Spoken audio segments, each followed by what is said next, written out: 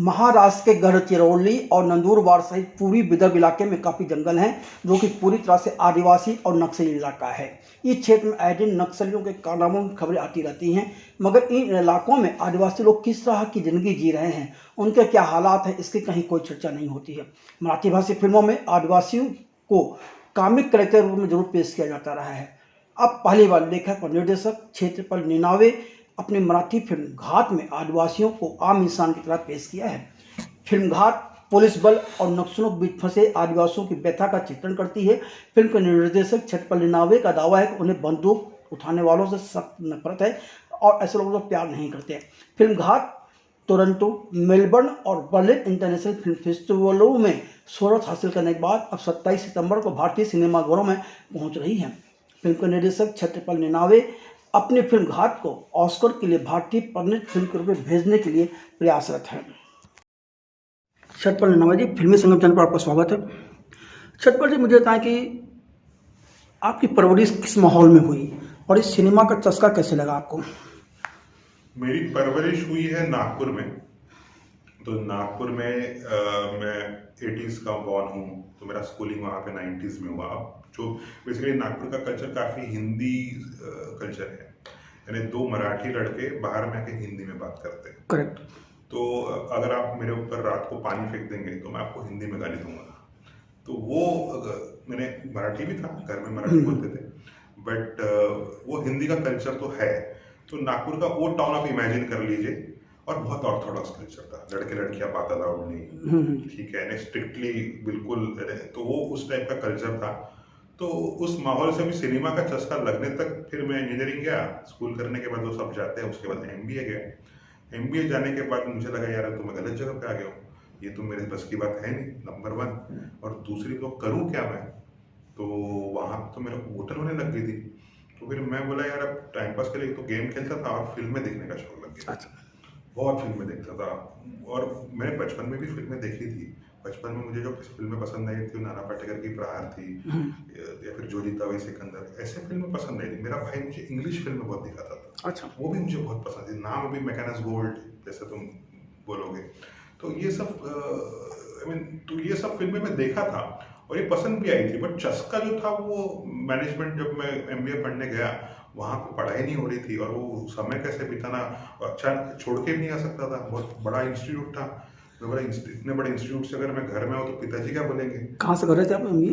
IIM Ahmedabad से। अच्छा, तो वो तो हाँ, तो मैं बोला कि अगर यहाँ से जाऊँ तो फेलियर का डब्बा लग जाएगा पिताजी का। मुझे वो पिताजी के लिए मैंने बोला डिग्री करना जरूरी है, वो करूँ तो करूँ क्या। वहाँ पे फिल्में बहुत देखा। वहाँ पे क्या था, इंटरनेट तब काफी अच्छा था, तुम इंटरनेट से फिल्म डाउनलोड कर सकते थे बड़े फास्ट से, और इंटरनेट भी था, तो तुमको जो चाहिए वो फिल्म मिल जाती थी। दुनिया भर की फिल्म्स थी। तो वहाँ पे मैंने कुरोसावा, हिचकॉक से लेके अपनी हिंदी फिल्मों से लेकर सब मैंने पूरा, मैं पढ़ाई छोड़ के यही काम करता था। फिर मैंने बोला कि यार ये फिल्म का तो मुझे लग गया वहीं पे चस्का। तो मैंने बोला यार ये फिल्म जो है इंटरनेट से डाउनलोड करना अलाउड नहीं था। तो मैं बोला कैसे करूँगा। तो हम कुछ लोग डाउनलोड कर रहे थे, मैंने भी शुरू कर दिया। काजा नाम का सॉफ्टवेयर इस्तेमाल करते थे, इलीगल था, तो हमें बहुत डांट पड़ती थी अगर ऐसा होता है तो उसका फिर मैं बोला इसका यार मैं इतना रिस्क ले रहा हूँ, डाउनलोड कर रहा हूँ फिल्म, तो इसको मैं प्रेजेंट भी करूँगा, यानी कैंपस के अंदर है। हमारे सब कनेक्टेड होते थे कैंपस इंटरनेट। तो फिर मैं बोला इसका ट्रेलर काटता हूँ, इंटरनेट पे तो है, बट फिर भी मैं मेरा खुद का एक वर्जन डालूंगा कि भाई मैंने डाउनलोड किया इस टाइप में। तो मैंने छोटे छोटे स्टिल्स करके उसका एडिटिंग शुरू किया। वहाँ से एडिटिंग का मुझे चस्का लग गया। फिर एक एडवर्टाइजिंग का वर्कशॉप था, उन्होंने बोला लिम्का एक ब्रांड है, आप प्रमोट करो। अच्छा। तो मेरा ग्रुप ने बैठ के वो सब स्ट्रेटेजी बनाने लग गए। बोला भाई मेरे से नहीं होगा ये सब, मैं काम कर रहा हूँ, मैं एड्स ही बनाता हूँ डायरेक्ट।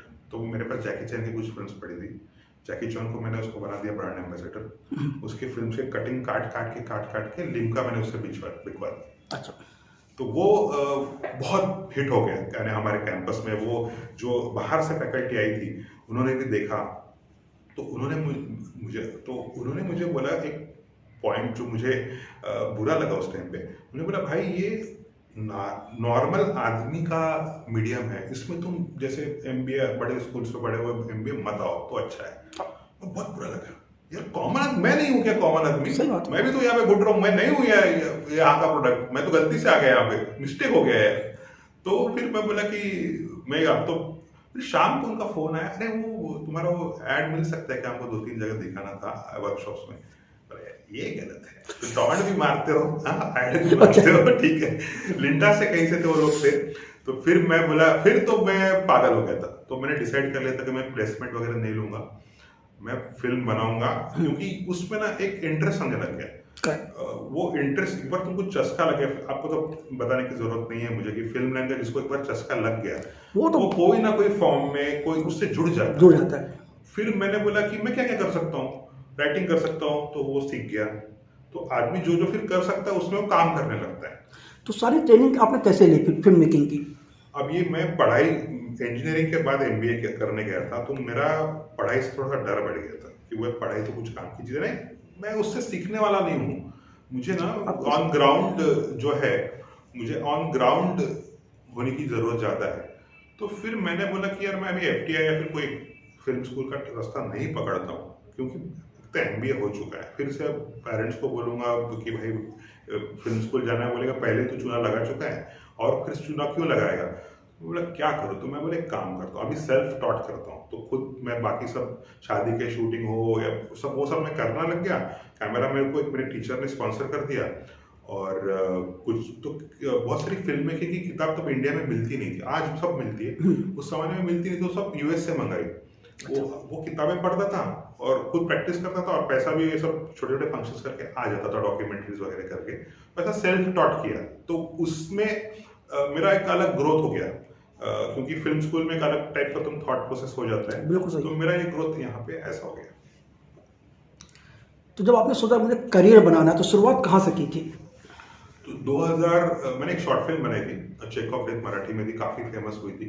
3 मिनट की शॉर्ट फिल्म में कॉम्पिटिशन होती फिल्मा का इंडिया, तो उनके लिए बनाई थी। उससे मुझे एक्चुअली मेरे पेरेंट्स वगैरह सब कन्विंस हो गए कि भाई इसमें टैलेंट है। तो वो शॉर्ट फिल्म बनाने के बाद मेरा एक दोस्त बोला यार इंडिपेंडेंट फिल्म बनाते हैं। तो उस टाइम पे ना मुझे हरदम एक क्रेज रहा था कि एक फिल्म मेकर था रॉबर्ट रॉड्रिग्स, तो उन्होंने $7,000 में या $3,000 में एक यूएस में फिल्म बनाई थी हॉलीवुड में, और वो जाके काफी बड़ी हो गई थी। अल मराइश इस फिल्म का नाम है। तो उसको बाद में डेस्पराडो करके रीमेक भी किया, काफी कमर्शियल था। तो मेरा आइडिया ये था कि क्यों ना मैं नागपुर में खुद की स्टोरी, उसका कुछ उठाना नहीं है, कुछ का ओरिजिनल स्टोरी, नागपुर की स्टोरी जो मेरा होम टाउन था, और हमारे नागपुर के सब लड़के मिलके एक ऐसी हम छोटी सी फिल्म बनाते हैं और बॉम्बे लेके आते हैं, और बॉम्बे में लोगों को दिखाते हैं और बोलते हैं कि हमको थोड़ा ज़्यादा पैसा दो, इसका बेटर वर्जन बना के देंगे। तो उस आइडिया पे काम किया। तो मुझे फाइनेंसर भी मिल गया, वो 10 लाख रुपए डालने के लिए तैयार हुआ। 10 लाख में हमने पूरी 2 घंटे की फिल्म बनाई, और सब पूरे जो मेरे साथ वाले थे उन्होंने कभी फिल्म पे काम नहीं किया था, ऐसे लोगों के साथ हमने फिल्म बनाई। वो लेके आए बॉम्बे में। तो हमें ये आइडिया हमारा ख्याली पुलाव था, क्योंकि बॉम्बे ऐसा काम नहीं करता, बॉम्बे इंडस्ट्री ऐसी काम नहीं करती। मगर ये था कि अनुराग कश्यप, हम जैसे इंडी फिल्म मेकर्स के अगर कोई दाता है तो हम एक ही आदमी के पास जाते हैं, क्योंकि वो आदमी खड़ा भी करता है। और अनुराग कश्यप ने उनको बहुत पसंद है, वो बोले यार तू इसको, तेरा कैमरा खराब है। उसका नाम, फिल्म का नाम क्या था? द्वंद्व। अभी उसकी रिलीज नहीं हुई, वो इनकम्प्लीट ही रहेगी। तो मेरा डेब्यू घाती है, बट वो इनकम्प्लीट इसलिए रहेगी क्योंकि वही उसका कैमरा जो था उतना अच्छा नहीं था। हमने एकदम एचडी कैमरा पे शूट किया था, तो सिनेमैटिक जो कैमरा बोलते उसे नहीं था। तो उन्होंने बोला तेरा ये कैमरा अच्छा होता ना तो बड़ा घासू फिल्म बन जाता, तो एक काम करते उसको रीमेक करते हैं। तो वो रीमेक काफी हमने ट्राई किया, बट वो आइडिया हमारे इंडस्ट्री में वो थॉट प्रोसेस नहीं है कि हमारे पे साउथ के रिमेक्स होते हैं, क्योंकि कमर्शियली प्रूवन होते हैं। हम छोटी फिल्म का ये विजन रख के कि भाई ये फिल्म चलेगी, ये कोई रीमेक करना इज वेरी रिस्की। तो Anurag sir and we tried a lot, but वो कुछ हुआ नहीं, उसका डेस्टिनी था। बट उस फिल्म में सिखाया बहुत, उसने फिल्म में सब फिल्म मेकिंग सिखाया, उस फिल्म में इंडस्ट्री सिखाया कि भाई ऐसा नहीं होता है, ऐसा होता है, ठीक है। फिर मैंने बोला अभी ये इंडिपेंडेंट फिल्म मेकिंग का मुझे भी ब्रेक लेना पड़ेगा, और फिर मैंने इंडस्ट्री में काम किया एज अ सिनेमेटोग्राफर किया, छोटी छोटी शॉर्ट फिल्म्स की, फीचर फिल्म की एडिटिंग की, फीचर फिल्म की राइटिंग की। मैं पूरा एक्सपीरियंस लूंगा। तो फिर मैं पोस्ट प्रोड्यूसर भी मैंने काम किया, मैंने ईपी भी काम किया। तो मैं बोला पूरा सीखूंगा हर चीज का, और वो होने के बाद में फिर मैं बोला अपनी स्क्रिप्ट लेके मैं निकलूंगा मार्केट में। तो ये ऐसा ही कर रहा है। तो घात की जो कहानी है, इसका बीज कहाँ से मिला था आपको? तो मेरी एक कहानी थी, तो उस कहानी की में से एक छोटी सी स्टोरी थी जहाँ पे एक पुलिस वाला, एक जीप है पुलिस स्टेशन से बाहर। कहानी आपने लिखी थी? हाँ, मेरी कहानी थी। अच्छा। मेरा स्क्रीन प्ले था, कोई बन नहीं रहा था, मैं बहुत लोगों के पास घूम रहा था, कोई खड़ा नहीं कर रहा था, ऐसा स्क्रीन प्ले था। तो मैं बोला यार नहीं बन रहा है, तो उसका एक छोटा सा पोर्शन लेके शॉर्ट फिल्म बना देता हूँ। मैं ऐसे मोमेंट पे आ गया था, बोला यार इतना स्ट्रगल करने के बाद अगर कोई खड़ा नहीं कर रहा है तो टाटा बाय बाय करने का टाइम आ चुका है। तो मेरा दोस्त बोला एक शॉर्ट फिल्म बना लो भैया, तो मेरा मुझे बहुत मानता है वो, तो विश्वनाथ नाम है बंदे का। अच्छा। तो वो आके मुझे परेशान कर रहा था, मैं बोला यार चलो यार एक शॉर्ट फिल्म बनाता हूँ, उसके बाद देखूंगा लाइक कुछ और देखते हैं। तो वो शॉर्ट फिल्म बनाने पहुंच गया मैं। तो वो शॉर्ट फिल्म मेरे फीचर फिल्म जो लिखी थी स्क्रिप्ट, उसका एक छोटा सा हिस्सा था, तो वो हिस्सा शूट कर लिया मैंने। जो अभी घात का पहला चैप्टर है, घात में 3 चैप्टर है, 3 कैरेक्टर्स के 3 चैप्टर्स है। अच्छा। तो पहला चैप्टर वो है, वो जो शॉर्ट फिल्म के रूप में हमने शूट किया। फिर जैसा शूट किया ध्यान में आया, और मेरे पूरे नागपुर के दोस्त लोग थे जो थिएटर से जुड़े हुए थे, एकदम जमीन से जुड़े हुए जो लड़के थे, तो मेरे काफी अच्छे दोस्त थे मेरे होम टाउन के, उन्होंने सबने हेल्प की। तो वो उसमें ना हम आखिरी में ऐसा हो रहा था कि 2 कैरेक्टर्स सडनली आ रहे थे, तो मुझे लगा कि ये शॉर्ट फिल्म है ही नहीं, इसमें फीचर ही दबी हुई है। और फिर हमने वो शॉर्ट फिल्म का एक पिच वीडियो बनाया छोटा सा। अच्छा। और पिच वीडियो हमने लोगों को दिखाना शुरू किया। तो गलती से जो मेरे फिल्म का सिनेमाटोग्राफर है उदित खुराना, उसको वो दिख गया, उससे मैं मिला, उसको पिच वीडियो दिखा दिया, स्क्रिप्ट दे दिया, मतलब फीचर फिल्म का स्क्रिप्ट भी डेवलप कर लिया था नए से। तो वो उसको दे दिया, और वो उसी दिन उसकी दोस्त को मिलने गया, करुणा विश्वनाथ, जो दृश्यम फिल्म्स की स्क्रिप्ट हेड थी। अच्छा। तो वो उनको मिला, उन्हें बहुत अच्छा लगा, उन्होंने इमीडिएटली मनीष मुंद्रा जो दृश्यम फिल्म के फाउंडर्स है उनको भेज दिया। और मनीष ने वो देखते ही बोला कि ये आदमी जो भी करेगा, जो भी इसके पास स्क्रिप्ट है करो। उन्होंने कम्युनिकेट कर दिया मुझे। फिर मुझे तब नहीं पता था, मुझे वो 8 महीने बाद मिले। तो तब मुझे इतना, ये फिर लोगों ने बोला हाँ कोई स्टोरी है क्या, फिर वो सब नरेशन हुआ। बट उनका कहना था कि भाई जो भी इसको करना है मैं करने वाला हूँ, इसने बहुत अच्छा शूट करके आया है ये, तो जो भी ये करेगा मैं करूंगा। तो वो मेरा लक वहां पे इतने सालों के बाद में ऐसे घूम के फिर से खुल गया। तो फिर वो फिल्म शुरू हो गई। लेकिन जब आपने कहानी लिखी थी, तो उस वक्त आपके दिमाग में ये कहानी क्यों आई थी? क्या कुछ पढ़ा था या कुछ देखा था आपने? तो कहानी का ऐसा था कि मैं पूर्वी विदर्भ से हूँ, जहाँ से मैंने बताया नागपुर और गोंदिया, भंडारा, गढ़चिरौली, तो उस एरिया से मेरा संबंध रहा है। मेरे पुरखे भी वहीं से रहे हुए हैं, जहाँ हमने शूट किया वहाँ से 50 किलोमीटर पे मेरे पुरखों का गाँव है। अच्छा। तो वो वहाँ की कहानी मुझे पता नहीं थी। मैं बोला ना, मेरा करियर का जो एंड था, मैं बोला चलो यार अपने जमीन मिट्टी में जाके करता हूँ। तो वो वहाँ की कहानी बतानी थी। ऐसा नहीं था कि कोई स्पेसिफिक स्टोरी बतानी है, थ्रिलर बनानी थी, क्योंकि मुझे थ्रिलर बनाना चाहता था। मैं उसको स्टडी कर रहा था एज अ फिल्म मेकर बहुत टाइम से। तो मैं बोला यही शुरू। और दूसरा, मुझे जंगल बहुत पसंद है। अच्छा। जंगलों की कहानी बतानी थी जो जंगल में सेट हो, मुझे तो ऑथेंटिक स्टोरी बतानी थी जो वहाँ के लैंग्वेज में सेट हो। तो वैसे करते करते करते वो कहानी बनी। कहानी से बताना क्या था कि वहाँ के लोगों के इमोशंस मुझे लाना था। मुझे ऐसा लगा कि उन लोगों को ना मिस रिप्रेजेंट किया गया है। आदिवासी को एक तो मराठी फिल्मों में एक कॉमिक कैरेक्टर करके बहुत सारे फिल्मों में मैंने देखा है, बहुत दर्द होता है।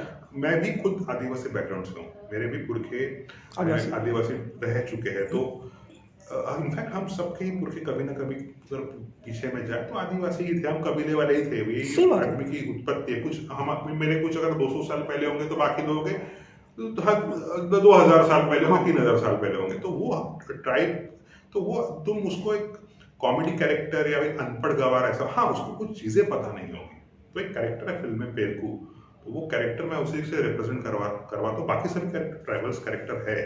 अपार्ट फ्रॉम एसीपी और पुलिस वालों को छोड़ के बाकी सब कैरेक्टर्स ट्राइबल ही है, पॉजिटिव नेगेटिव दोनों। तो वो भी कही था कि यार इन लोगों को ना सही रिप्रेजेंटेशन करना है, इनको आदमी जैसा आदमी देखना है ना, इनको कोई शहर वालों के नजरिए से नहीं देखना है। वो एक दिल में था और फिर कहानी बनती गई। मैंने ट्रेलर देखा था, ट्रेलर में 4 बातें मेरी समझ में आई। एक तो विश्वासघात है, दूसरा बदले की कहानी है, तीसरा आदिवासियों को जो आप रहता है ये है, और चौथा नक्सलवाद है। आपने इन चारों चीज़ों को किस तरह से कहानी में पिरोया और किसे ज़्यादा इम्पोर्टेंस दिया है? तो जैसे घात में मुझे लगता है घात हिंदी में भी, मराठी में तो 2 अर्थ होते हैं घात के, हिंदी में भी 2 ही अर्थ होते हैं हाँ। कि घात लगा के बैठना और विश्वासघात विश्वासघात से घात करना। करेक्ट। ठीक है। तो वो दोनों चीज है फिल्म में। वो विश्वासघात वाला घात भी है और घात लगा जिसको एम्बुश बोलेंगे इंग्लिश में, वो भी है। वो भी। ठीक है। तो मुझे इसमें सबसे इम्पोर्टेंट अगर कुछ चीज है तो मैंने जैसे बोला कि मुझे नक्सलवाद तो जो इम्पोर्टेंट नहीं है वो बता दो। मुझे नक्सलवाद इम्पोर्टेंट नहीं है। वो इसलिए आया क्योंकि वहां वो उनकी लाइफ का पार्ट है, मैं उसे अवॉइड नहीं कर सकता, लेकिन वो उसे अवॉइड नहीं कर सकते। पुलिस इसलिए आया क्योंकि वो नक्सल हेड करके पुलिस है, तो पुलिस वाले भी उनको अवॉइड नहीं कर सकते, इसीलिए वो कैरेक्टर्स है प्राइमरली। बट मुझे प्यार जो है ट्राइबल से है। मुझे प्यार उस आदमी से है जिसके आजू बाजू में बंदूक वाले घूम रहे हैं। अगर एक पुलिस वाला अगर जंगल में चला जाए जहां पे उसका सुपीरियर ना हो, ठीक है, उसके हाथ में गन हो, तो पावर उसके हाथ में है। वो एक डायलॉग भी है फिल्म में, वो बोलता है अगर मैं तुझे यहाँ पे मारूंगा तो मुझे कोई सवाल भी नहीं पूछेगा, और ये फैक्ट है। अगर कोई पुलिस वाला या फिर नक्सलाइट, इन दोनों से ही मुझे बिल्कुल प्यार नहीं है। मुझे लगता है इन दोनों के फायरिंग में एक बीच का जो नॉर्मल आदमी है, जो वहां का ट्राइबल है, वो फंस गया है और मुझे उसकी कहानी बतानी है। हाँ, मेरे पुलिस कैरेक्टर्स भी है, मेरे नक्सलाइट कैरेक्टर्स भी है, बट मुझे सिंपैथी है। फिर जो एज अ फिल्म में, ट्रेलर में जो दिख रहा हो वो अलग है, हो सकता है, बट फिल्म में जो है ना, वो मेरे वहां के जो जिनके पास बंदूक नहीं है उनसे मुझे ज्यादा लगाव है। क्योंकि बंदूक वाला कुछ भी कर सकता है। नक्सलाइट अगर जंगल में चला जाए, उसके पास बंदूक हो, उसका बॉस कितना भी अच्छा हो या बुरा हो, वो कुछ भी कर सकता है। सिमिलरली पुलिस डिपार्टमेंट कितना भी अच्छा और बुरा हो, पुलिस वाला को अगर उसकी नीयत खराब हो गई, बंदूक जाके जंगल में कुछ भी कर लेगा। और बेसिकली ये पुलिस और नक्सलाइट की नहीं, किसी के पास भी बंदूक हो, तो मुझे बंदूक वालों से नफरत है। और ये फिल्म में खास करके, और जिनके पास बंदूक नहीं है, वो ट्राइबल्स जो है, जो वहां के लोग हैं, उनसे मुझे मोहब्बत है। क्या इसमें जो ट्राइबल्स लोगों की जिंदगी होती है, लाइफ होती है, उस पर भी रोशनी डाली गई है? हाँ, बिल्कुल। आई मीन उनका जो लाइफ है, कैसे वो उसमें आएगा। अगेन ये सबसे इंपॉर्टेंट मुझे चीज क्या लगती है ना, कोई ड्रामा जो फॉर्म होता है, इसमें मैंने वो एक थ्रिलर बनाया है। कहानी इंटरेस्टिंग होनी चाहिए। मुझे ऐसा लगता है अगर इंटरेस्टिंग कहानी होगी तो ज्यादा से ज्यादा लोगों तक पहुंचेगी। और उसमें ना एक सबटेक्स्ट होता है कि धीरे से तुम वो बात कह दो, वैसा किया है। यानी ऐसा नहीं है कि उनकी लाइफ का ही मेन फिल्म है, ड्रामा नहीं है, इसे थ्रिलर है प्राइमरली। बाद में तुम बोल सकते हो कि ड्रामा है, या फिर उसको काफी लोग बोलते हैं कि थ्रिलर, इंडिविजुअल थ्रिलर है, thriller based on character based thriller है, कैरेक्टर ड्रिवन थ्रिलर। फिल्म में एक संवाद है कि तेरा तो बदला पूरा हो गया और मेरे बदले का क्या होगा, ये क्या है? तो वो बेसिकली एक कैरेक्टर है, नक्सलाइट कैरेक्टर। तो वो रेफरेंस में ये बोलता है कि हम जब छोटे थे, हमारे घर में पुलिस वालों ने घुस के हमारे माँ बाप को मार दिया। अच्छा। तो मेरा भाई तब से गायब हो गया और 5 साल के बाद वापस आया। उसके कंधे पे बंदूक थी और उसने मुझे बोला कि भाई मैंने अपने माँ बाप का बदला ले लिया है। तो वो बोलता है कि तूने तो ले लिया, पर मेरे बदले का क्या? मैंने तो नहीं लिया ना। तो दैट काइंड ऑफ, तो एक तरीके से ना मैं ये वो इस कंटेक्स्ट में ये स्टोरी नहीं है, एक वो डायलॉग को एक बंदे को बोल रहा है, जस्ट टू कैरेक्टर बात कर रहा है, मगर ये फिल्म की कहानी का पार्ट नहीं है जो मारना और ये सब। बट वो इसलिए है, ये जब गुरिल्ला या सिविल वॉर जब होता है, इंसर्जेंसी जिसे हम बोलते हैं हिंदी में, या आतंकवाद भी बोल सकते हो या नक्सलवाद भी बोल सकते हो, जब ये ऐसा युद्ध होता है जहां पे ना शत्रु कहाँ पे दिखता नहीं है, ठीक है, तो क्योंकि वहां के जंगल काफी डेंस है, इसीलिए वहां पे उनको झाड़ी बोलते हैं। झाड़ी क्योंकि डेंस जगह, 6 फीट पे बाघ है या नक्सलाइट है या पुलिस वाला दिखेगा नहीं। तो वहां पे ऐसे जगह पे जब गुरिल्ला वॉरफेयर होता है, तो हो सकता है कि जाने अनजाने में इनोसेंट बंदा भी मारा जाए और ट्राइबल्स इसमें फंसे हुए हैं। मगर जब तो इनोसेंट बंदा मारा जाता है, तब उसके जो भाई बहने लड़के जो है इस केस में, वो दूसरे साइड में जा सकते हैं। अगर नक्सलाइट के गोली से कोई मरता है तो कोई एंटी नक्सल बन सकता है पुलिस के गोली से, और ये हमारे हाथ में नहीं रहता है। बहुत नाजुक चीज है। मैं किसी को मैं बोला ना, मेरा है ही नहीं पॉलिटिकल कमेंट्री नक्सलाइट या पुलिस के ऊपर, बट ये नाजुक बात मैं इग्नोर नहीं कर सकता। अगर वो बंदे का अगर माँ बाप को सही में पुलिस वालों ने मार दिया है, तो वो क्यों ना नक्सलिज्म सब सिंपैथी रखे। और उल्टा भी, अगर किसी हम जब गांव में वहां पे गए थे रिसर्च करने के लिए, तो हमको उल्टी भी केसेस पता चली अच्छा। कि नक्सलाइट्स भी टॉर्चर करते हैं। तो अगेन मैं बोल रहा हूँ, मेरा बंदूक वालों से नफरत है, और जो वहां पे वो झेल रहे टॉर्चर, उन लोगों से मुझे मोहब्बत है। क्या ये फिल्म इस बारे में कोई बात करती है कि जो आदिवासी हैं उनको शहरी जीवन से या आम लोगों के साथ जीवन में लाने के लिए क्या किया जाना चाहिए, क्या होना चाहिए कुछ? नहीं, ऐसा कुछ नहीं है। देखो, आदिवासी लोगों को शहरी जीवन के पास जाने का कोई प्रयास करने में कोई मतलब नहीं। वो आदिवासी है, वो जंगल में इसलिए रखा है, उसकी वो चॉइस है। उसको बेसिकली आपने एक आदमी की तरह देखना चाहिए। हाँ, वो तो जरूरी है। वो उसको आप जैसे, हाँ, उसको 4 चीजें पता नहीं होगी, उसे इंटरनेट पता नहीं होगा, उसको एआई पता नहीं होगा, ठीक है, समय के साथ पता चल जाएगा। इसका मतलब वो मूर्ख नहीं है जी। ठीक है। विजडम जो है ना, वो पढ़ाई से आना जरूरी नहीं है, ठीक है। तो आई मीन जरूरी नहीं कि मैं 5वीं पास हूँ या मैं वही, उससे जरूरी नहीं होता। विजडम जो होता है, गांव में जो लोग होते हैं ज्यादा पढ़े लिखे नहीं होते, बट कितने विजडम होता है उनके, बहुत होता है। तो वही बात आदिवासी बनने के लिए भी तुमने उसको आदमी करके देखना चाहिए। उसे शहर में लाने की जरूरत नहीं है। वो अगर उस शहर में आने की उसकी इच्छा, वो खुद आएगा। तो इस फिल्म के जब रिसर्च करने की बात है तो आपने किस एरिया में जाके रिसर्च किया था और किन लोगों से बातचीत की थी?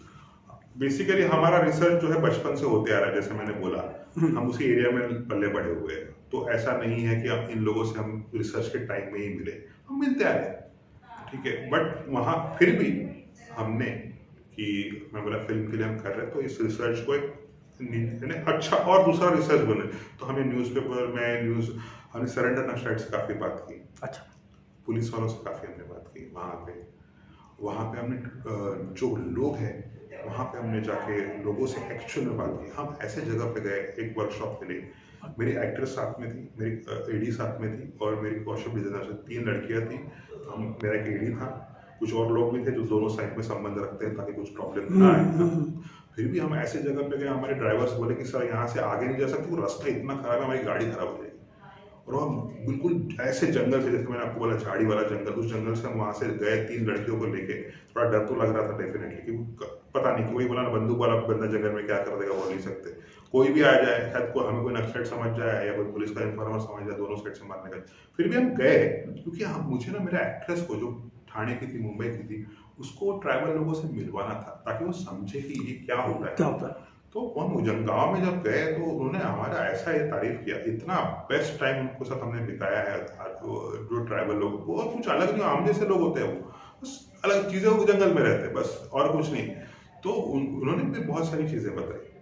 उन्होंने बताया कि नक्सलाइट क्या प्रॉब्लम देते हैं, पुलिस वाले क्या तकलीफ देते हैं। अब वो ये सब चीजें बहुत कॉन्फिडेंस में आने के बाद बताई, तब बता सकते हैं, क्योंकि उनको डर था कि यार इनके ऊपर फिर से ना आ जाए। बट वो जो जिस तरह से उन्होंने जो हमारा, क्या बोलेंगे, आदरातिथ्य बोलेंगे, या फिर उसका जो हमारा जो ये किया, स्वागत किया, हमारे साथ बिहेव किया, हमें जो खाना खिलाया, उसका आई मीन यार, वो तो शहर में भी नहीं मिलना है, बार बार जाने की इच्छा करूंगा उस जगह पर। तो वापस जब जा रहे थे, तो जब गांव के बाहर निकले ना, हमारे गाड़ी वाले वहां पे पहुंच चुके थे। बोले सर वहां पे कुछ फट रही थी, और डर गए थे हम।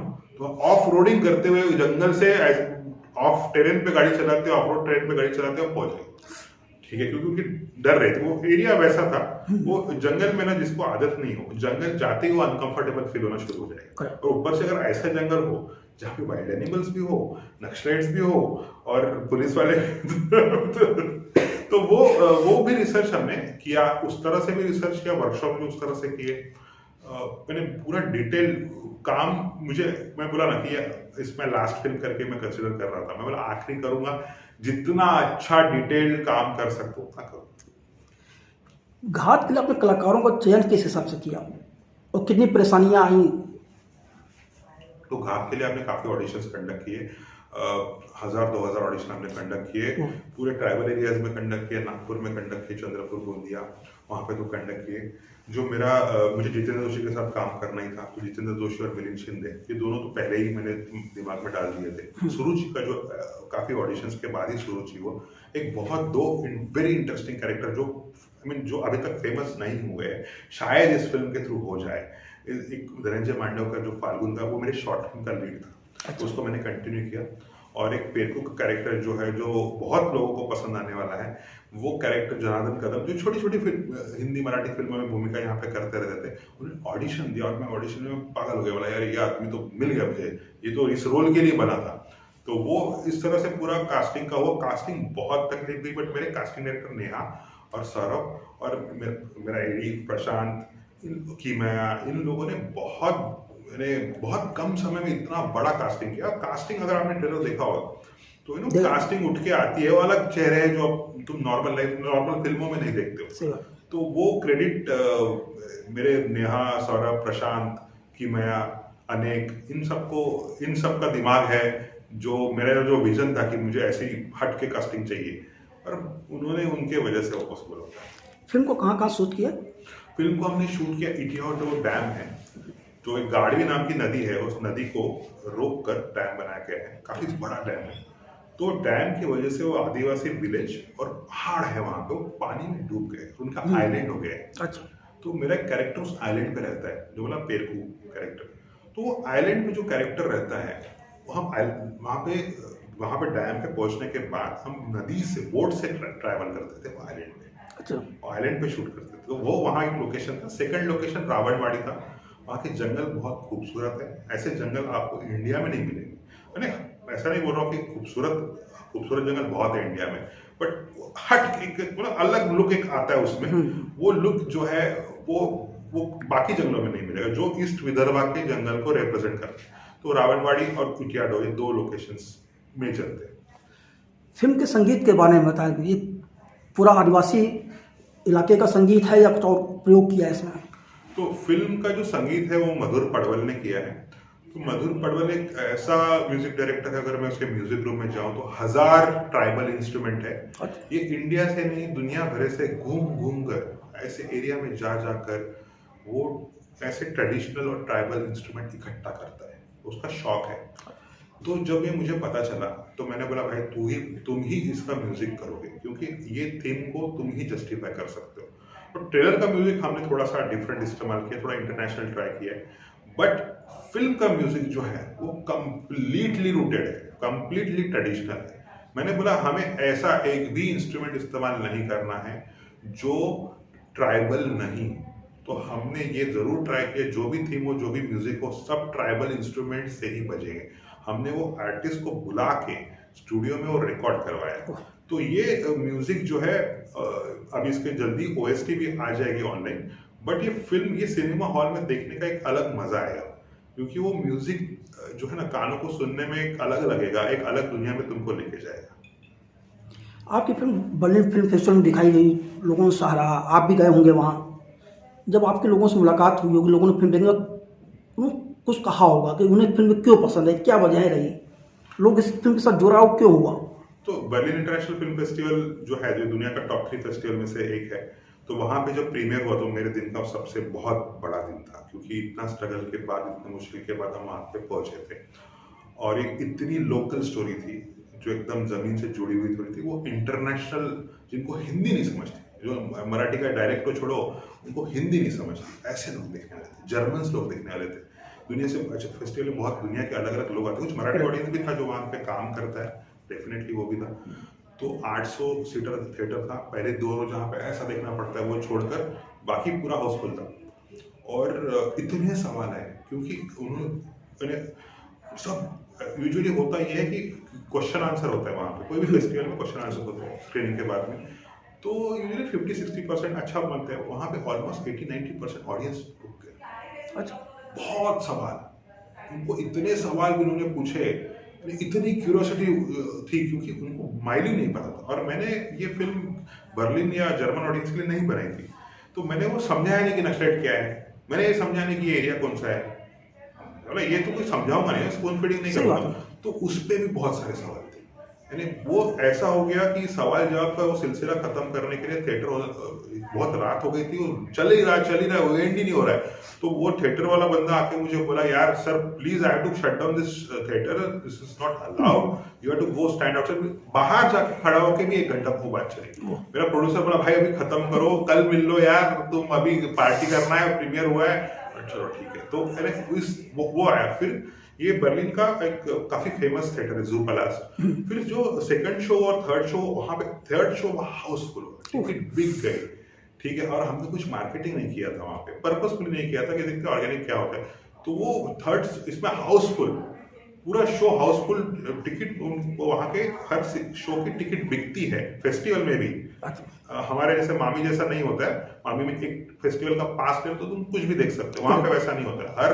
वहाँ पे $15 का टिकट होता है, तुमको खरीदना पड़ता है तो वहाँ के फेस्टिवल्स का। तो वो वहाँ पे हाउसफुल गया थर्ड शो। और फोर्थ शो जो था वो जर्मनी के ऐसे भाग में था जहाँ पे एक जमाने में रशिया का ऑक्यूपेशन था, ईस्ट बर्लिन जिसको बोलते हैं। वहाँ पे स्टैंडिंग ओवेशन मिला, खड़े होकर तालियां बजा रहे, क्योंकि उनको ना क्योंकि वो रशियन ऑक्यूपेशन में रह चुके थे, तो उनके जो इमोशंस थे वो ट्राइबल के इमोशन जो मैं बोल रहा हूँ, बंदूक वालों के बीच में रह चुके हैं, उनसे मैच हो गए। एक बंदा तो आके बोला, यार जो कैरेक्टर तुम्हारा रघुनाथ, इससे मैं मैच करता हूँ। बोले जब मैं ईस्ट बर्लिन में था तो रशिया के अगेंस्ट मैं भी गुरिल्ला था, यंग था बोले मैं, तो बोले यार ये तो मुझे बहुत ही टच हो गया। फिर एक बंदा मुझे बोला, सर आपके साथ आप फ्री हो गया? मैं बोला मैं हो जाता हूँ थोड़ी देर। वो रात को 2 बजे में फ्री हुआ, सबसे बातें करने के बाद एक जर्मन औरत आके बोली है उसके लिए बर्लिन इंटरनेशनल फिल्म फेस्टिवल की सबसे बेस्ट फिल्म है। बहुत बड़ा ये था, बड़े बड़े दिग्गजों की फिल्म आती है वहां पे, मैं तो उड़ गया, जमीन पे ही नहीं आ रहा था। फिर वो बंदा मुझे बोला, सर अब मैं waiting for you, I do you will you have a bear with me? ठीक है, सब कुछ चले गए। फिर हमारी जो मीनाक्षी शेड़े थी उन्होंने बोला कि मैं आपका वीडियो लूँ क्या, तो वो बोला नहीं, मना कर दिया बंदे ने। अच्छा। तो फिर मैं वो बजे, फिर मुझे बाहर ढूंढ रहे, बाहर नहीं मिल रहा, रात को 3 बजे थे वहाँ पे। मैं बोला ये जर्मन राइट विंग वाला बंदा तो नहीं है मुझे पकड़ के यहीं पे मारेगा या फिर लेफ्ट में जो भी हो, जो इंडियन से गुस्सा करता हो, पता नहीं। तो फिर मिल गया बाहर, वहाँ पे जाके हम बैठे। वहाँ पे ब्लैक कलर की बियर होती है उनकी, जो मुझे बहुत पसंद है। अभी तो मैंने पीना छोड़ दिया है, बट तब मैं तो वो बताने लग गया कि वो 80s में या 90s में नंदुरबार जो यहाँ का ट्राइबल एरिया है, दूसरा महाराष्ट्र का दूसरा पार्ट है नंदुरबार, जहाँ पे ट्राइबल एरिया है, वहाँ पे वो एज अ रिसर्च स्कॉलर करके आया हुआ था। अच्छा। और वहाँ पे उसने जो ये किया, फिर उसने एक बुलेट लेके पूरा इंडिया 5 साल घूमा, ठीक है, ये सब उसने किया हुआ है। वो बोला भाई तुम्हारी फिल्म से मैं पागल हो गया, यही इतना ऑथेंटिक मैंने स्टोरी टेलिंग नहीं देखा है। यानी जैसा मैंने देखा था उस जमाने का, और वो जो भावना, इमोशंस, वो बोले मैं वो हम सुबह 4-5 बजे तक सुबह हो गई, उसके बाद बात करते करते बोले मैं अपने बीवी को मिला था जिससे सिनेमा ही पसंद नहीं आता है, उसे तुम्हारी फिल्म पसंद आई क्या। तो वो पूरा बर्लिन का एक्सपीरियंस जो था वो बहुत मेरे लाइफ का बेस्ट था। ये सब जो स्ट्रगल किया, वो सब का स्ट्रगल का निचोड़ मेरे को उस दिन वहां पे हो गया। बहुत अमेजिंग था। सुना आप इसको ऑस्कर में भेजने की सोच रहे हैं? हाँ, हमने ऑस्कर के लिए जो 27 नॉमिनेशंस अभी हुए हैं उसमें हमारी फिल्म जरूर है। और ऑस्कर का ऐसा है कि ऑस्कर से होता क्या है, अगर ऑफिशियल इंडिया की तरफ से नॉमिनेशन होता है तो फिल्म का रीच बहुत बढ़ जाता है। करेक्ट। तो मुझे लगता है यार ये ऐसी स्टोरी के लिए बहुत जरूरी है। तो मुझे ऑस्कर मिलेगा या कोई अवार्ड मिलेगा ये मुझे नहीं पता, और मैं उसके लिए फिल्म भी नहीं बनाता हूँ। I mean that is not in my hand. ये फिल्म ने मुझे ये सिखाया है, भाई जो तुम्हारे हाथ में है वो अच्छा करो। तो ऑस्कर के लिए भेजना मेरे हाथ में था, जो हमने सबमिट कर दी है। ऑस्कर सिलेक्शन कमेटी को जो अच्छा लगेगा वो चुनेगी, मगर ये फिल्म को अगर वो चुनेगी तो ये ऐसी फिल्में जो बहुत रिमोट एरिया से है वो ऐसी फिल्में ज्यादा बनेगी और थोड़ा डाइवर्सिटी आएगी। मैं ऐसा नहीं बोल रहा हूँ कि कमर्शियल सिनेमा अच्छा या खराब है, वो तो है ही, ठीक है। उसके सिवा ऐसा सिनेमा भी आए ना, वो साउथ में होने लग गया है। तो हम कभी ना कहीं बोलते हैं ना कि साउथ में वो होने लगे, तो मेरा कहने का मतलब है ऑस्कर कमेटी अगर हमें सिलेक्ट करती है तो डेफिनेटली और बहुत अच्छी अच्छी फिल्में भी हमारे साथ है, तो जो भी जाएगी इंडिया को अच्छे से रिप्रेजेंट करेगी इस साल। इसका मैं मुझे पूरा गारंटी है, वो घाट जाए या कोई और फिल्म जाए, ठीक है। बट अगर घाट जाए तो ये शायद उसका रीच बढ़ेगा और ज्यादा ऑडियंस तक पहुंचेगी, इंटरनेशनल ऑडियंस तक बर्लिन तक पहुंच चुकी है, अभी हॉलीवुड तक पहुंचेगी, तो बहुत अच्छा लगेगा। 27 सितंबर को आपकी फिल्म रिलीज हो रही है। फिल्म की रिलीज के बाद आपको क्या लगता है कि जो दर्शक है उसके ऊपर क्या इफेक्ट पड़ सकता है? हाँ, तो मुझे कुछ चीजें जो अभी मैं फिल्म फेस्टिवल्स में घूमा, वहाँ का ऑडियंस अलग ऑडियंस था। बर्लिन का अलग था, मेलबर्न का अलग था, टोरंटो का अलग था, मुंबई का ऑडियंस अलग था। इसमें हिंदी वाले काफी हिंदी देते हैं, ये जो भाषा है पूर्व विदर्भ की, काफी हिंदी वर्ड्स भी होते हैं, तो वो ऑडियंस ने भी अप्रिशिएट। फिर केरल का ऑडियंस उन्होंने भी अप्रिशिएट। औरंगाबाद का ऑडियंस जो काफी मराठी ऑडियंस के क्लोज है, विदर्भ से क्लोज है, उन्होंने सर पे उठा ली। तो और वो बहुत नॉर्मल ऑडियंस, वो फेस्टिवल ऑडियंस जैसा इंटेलेक्चुअल नहीं है, वो नॉर्मल ऑडियंस है। तो ये अलग अलग ऑडियंस का देख के मुझे ऐसा लगता है कि एक मेरा प्रोड्यूसर्स भी मुझे कहते थे कि फिल्म को रिपीट वैल्यू है। ये फिल्म का नॉन लिनियरिटी हो या जो भी माइली हो, तो मुझे लगता है रिपीट बहुत लोग देखेंगे। अब कितने लोगों को पसंद आएगी ये प्रेडिक्ट करना मुझे मुश्किल है, वो ऑडियंस से डिसाइड करेगा। बट मैं ये जरूर अपील करूंगा ऑडियंस की, बड़े अगर तुमको ट्रेलर पसंद आता है, अगर ट्रेलर देख लो, ट्रेलर पसंद आता है तो उसको बड़े पर्दे पे देखना। ओटीटी पे वो मजा नहीं आएगा, मोबाइल पे वो मजा नहीं है, खास करके इस फिल्म के लिए इसलिए क्योंकि जो इस फिल्म का साउंड डिजाइनर जो है वो बाहुबली का साउंड डिजाइनर है। अच्छा। उसने अपना पैसा छोड़कर, बहुत कम पैसा लेकर ये फिल्म की, उसको स्क्रिप्ट बहुत पसंद आई और उसने ऐसा साउंड डिजाइन किया कि थिएटर में आप बैठोगे तो आपको लगेगा सही में पानी में हो या जंगल में हो, वो फील जो आपको घुसा देगी, उस लोकेशन में पहुंचा देगी। तो अगर आप यहाँ पे टिकट खरीदो बॉम्बे में, पूना में, तो आप वहां पे ट्रांसपोर्ट हो जाओगे ईस्ट विदर्भ में। वो सिनेमाटोग्राफी जो की है उदित खुराना ने, जो मधुर पडवल का जो ट्राइबल म्यूजिक है, एक्टर का जो कास्टिंग जो हुआ है, जो परफॉर्मेंसेस है, उससे आप अपनी दुनिया से 2 घंटे के लिए दूर हो जाओगे और इस दुनिया में चले जाओगे। और ये एक्सपीरियंस मेरे कुछ दोस्तों ने, मैंने उनको लैपटॉप पे दिखाई थी, उसमें से एक दोस्त को पसंद नहीं आई थी, उसने मामी में बड़े पर्दे पे देखा, बोला यार बड़े पर्दे का एक्सपीरियंस ही अलग है। तो मैं ऑडियंस को यही बोलूंगा, अगर आपको ट्रेलर पसंद आता है, अगर ये आपकी टाइप की फिल्म आपको लगती है, तो आप ओटीटी के लिए रुको ही मत। ओटीटी पे वो मजा नहीं आएगा इस फिल्म का, क्योंकि टेक्निकल जो ब्रिलियंस है, स्टोरी टेलिंग ब्रिलियंस है, कास्टिंग ब्रिलियंस है, वो आपको जज करना है तो थिएटर में ही बेस्ट है। आपकी परवरिश मराठी और हिंदी दोनों भाषाओं के माहौल में हुई है, आप इसको हिंदी में भी बना सकते हैं तो शायद ज़्यादा लोगों तक पहुंच जाती, फिर भी आपने मराठी में बनाना क्यों उचित समझा? तो एक्चुअली अगेन मैं बोला पूर्व विदर्भ का स्टोरी है, तो वो एक मेजर रीजन था। अच्छा वहाँ पे ऐसा एरिया है कि वहाँ पे हिंदी भी चलती है, वहाँ की मराठी में अभी हमने पोस्टर रिलीज किया, तो पोस्टर का बड़ा कंट्रोवर्सी हो गया। बोला कुछ लाइन में तुमने मराठी ग्रामर गलत हुआ है, यहाँ पे हिंदी के वर्ड्स कैसे आ गए। तो तो बात ऐसी है कि कोई भी भाषा जो होती है वो प्योर तो हरदम होती नहीं है, खास करके बॉर्डर एरियाज में जहाँ पे 2 सीमाएं आ जाती है, तो ये सीमा छत्तीसगढ़ और मध्य प्रदेश के साथ लगी हुई एरिया की है, तो वहाँ पे हिंदी के वर्ड्स आ जाते हैं, जैसे कर्नाटक बॉर्डर के वर्ड्स इधर आ जाते हैं। करेक्ट। तो वो भाषा हिंदी ऑडियंस को ज्यादा तकलीफ नहीं जाने वाली है। मामी का हमारा फीडबैक है, बहुत सारे हिंदी ऑडियंस को विदाउट सबटाइटल समझ गई, ठीक है। तो वो जो ऐसा कुछ बैरियर नहीं है। मैं हिंदी ऑडियंस को भी बोलूंगा, आप बिंदास ये फिल्म देखने आइए। बहुत सारे वर्ड्स हिंदी से आते हैं वो लैंग्वेज में, जिसको मराठी का डायलेक्ट है, जिसको झाड़ी बोली बोलते हैं, आपको तकलीफ नहीं जाएगी। और अगर जर्मन ऑडियंस सबटाइटल के साथ देख सकता है तो आप बिल्कुल देख सकते हैं। चटपल नागा जी, फिल्मी संगम साथ बात करने का आपका बहुत बहुत धन्यवाद। Thank you very much.